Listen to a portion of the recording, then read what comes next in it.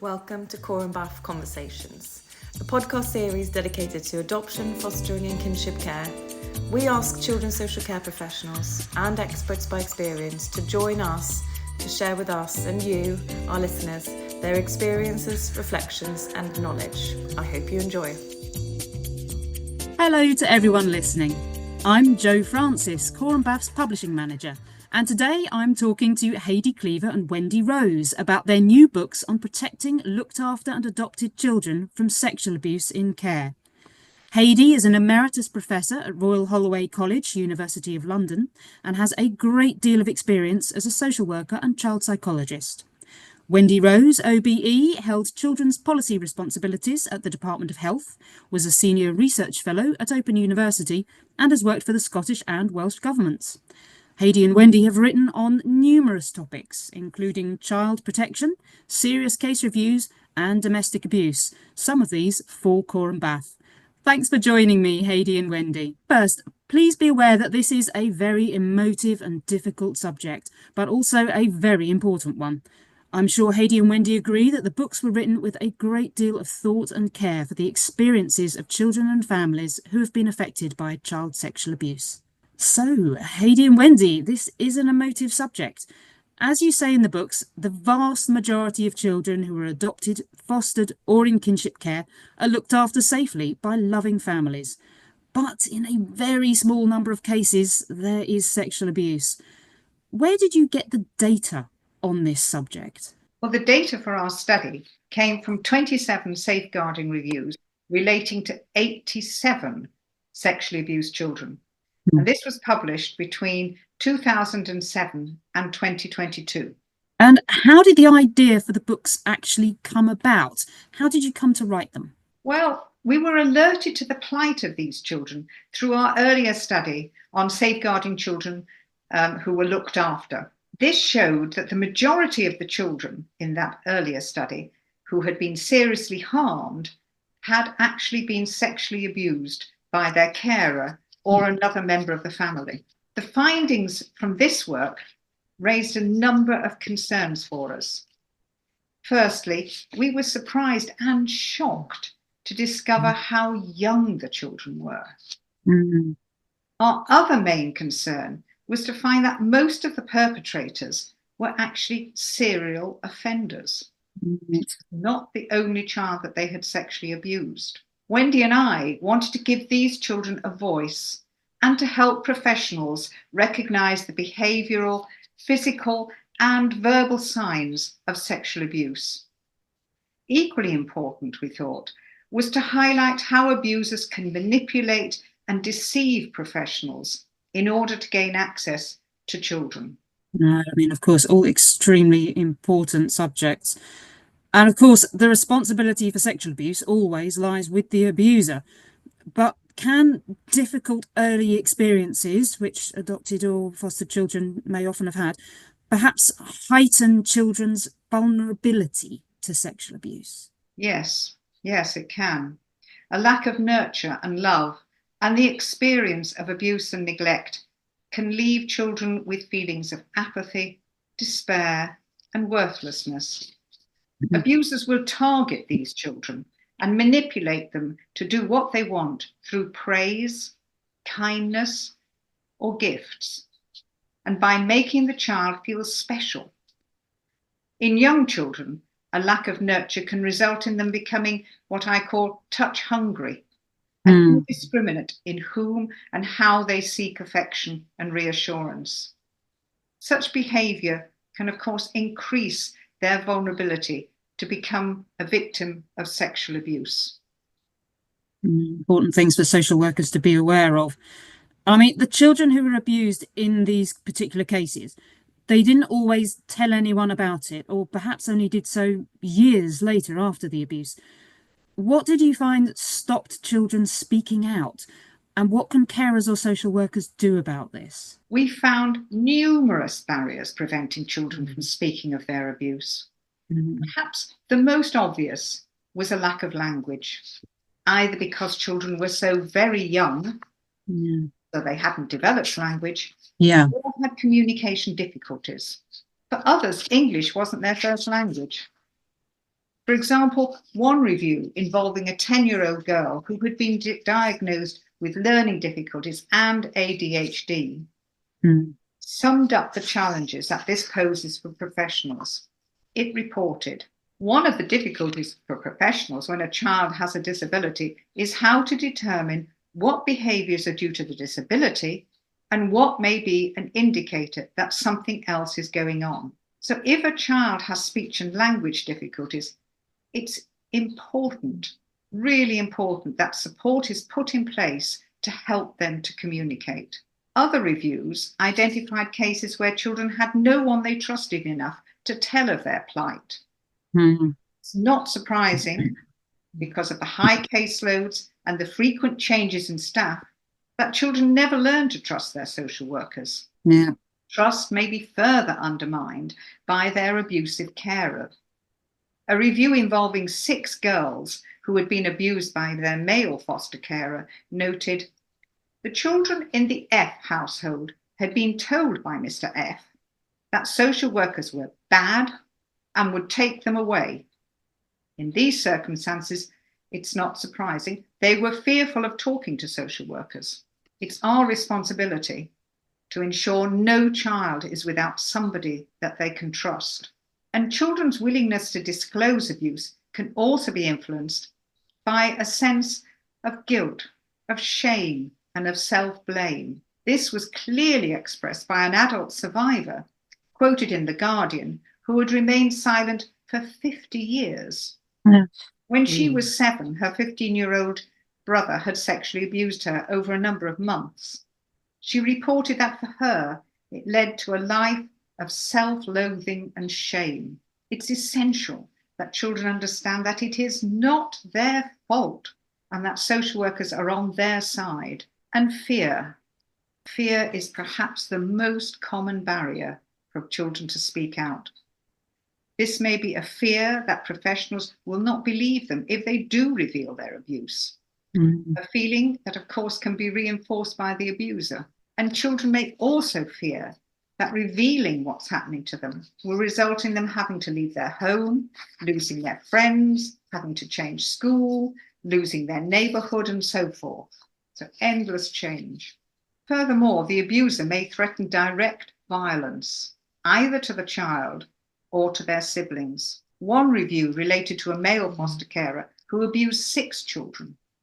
And this reported, they spoke of a fear that if they said something to anyone and he found out, the punishments would get worse once they were on their own with him.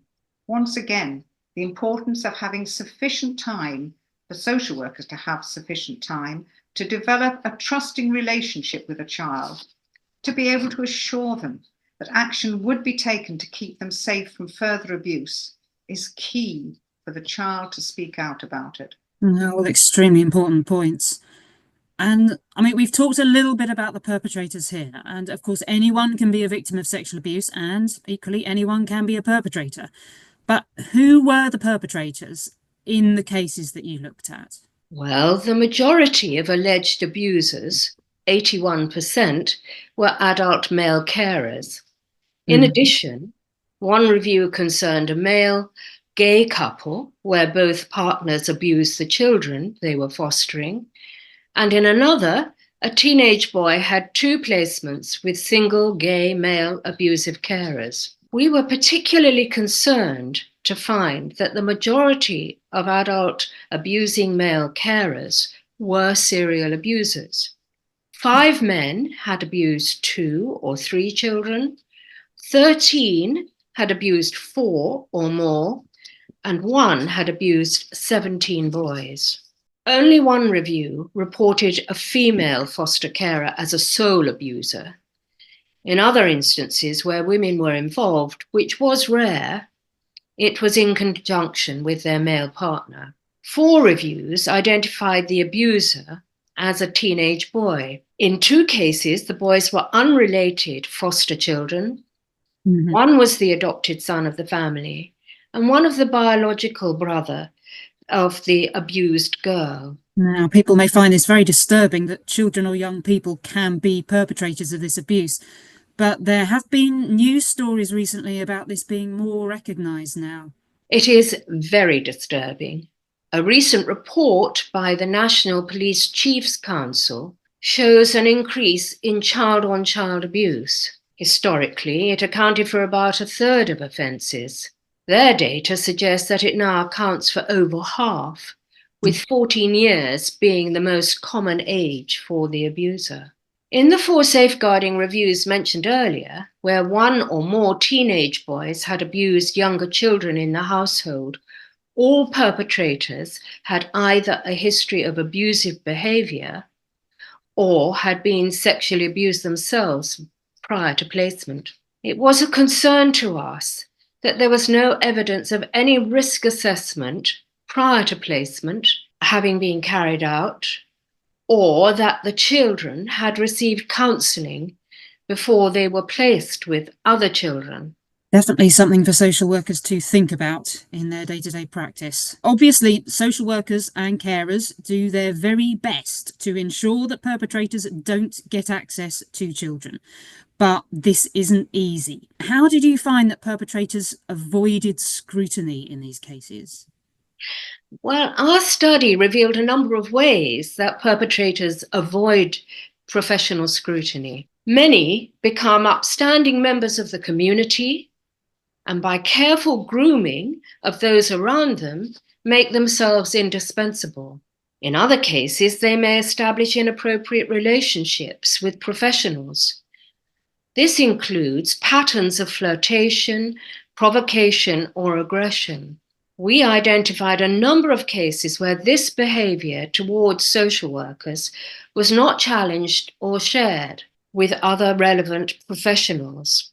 One review reported finding the power that the carer assumed is striking, and equally striking is the apparent reluctance or ability of professionals, particularly social workers, to challenge him. Perpetrators seek to deflect professional scrutiny through misleading behaviour. This includes agreeing with professional concerns and proposed changes, but doing little to achieve them, cancelling and rescheduling visits, cooperating for short periods, or deflecting attention, for example, by criticising other professionals. We found some avoid professional security through never being present when social workers are visiting.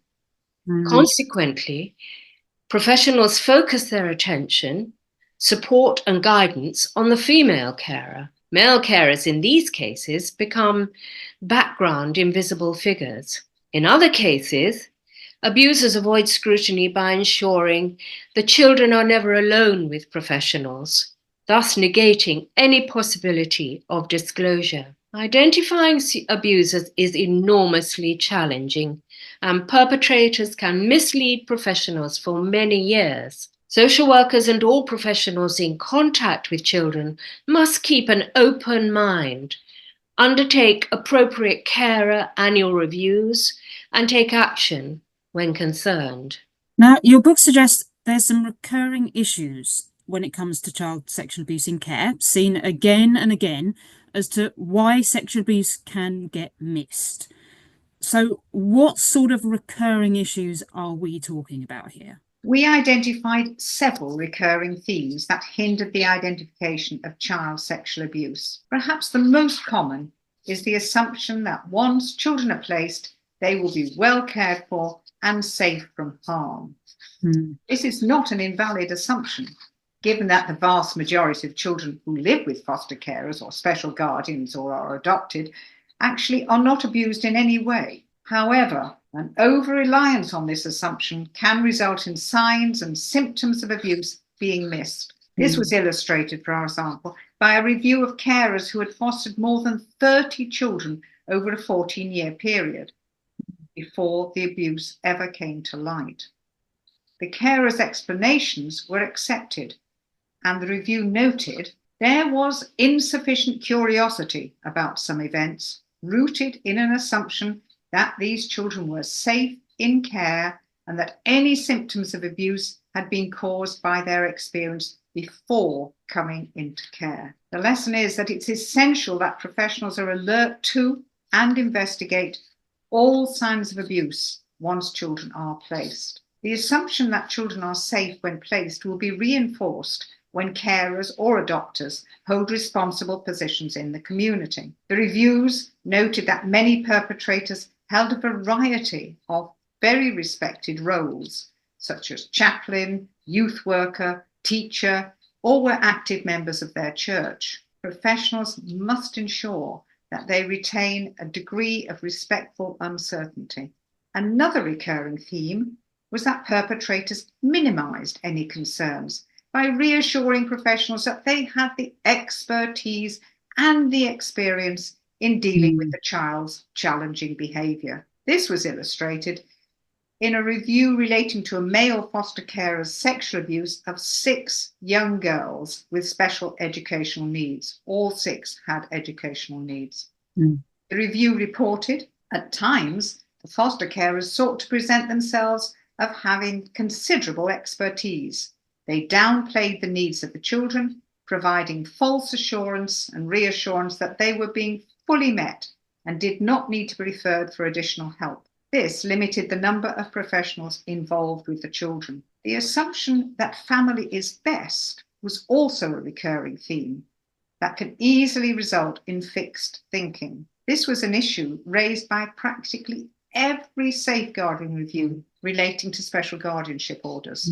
When placing a child with family and friends, it's essential that social workers gather information from relatives, from friends, employers, and talk to the potential kinship carer's own children and discuss any concerns that arise with other professionals. Finally, in many cases, there was the assumption that a child's sexualized behavior displayed while living with carers was a result of previous abuse, particularly when their carers encouraged this belief. All reports or observations of inappropriate sexual behavior should trigger further professional inquiry. I think this all shows that it is not easy to find this, but obviously it is essential.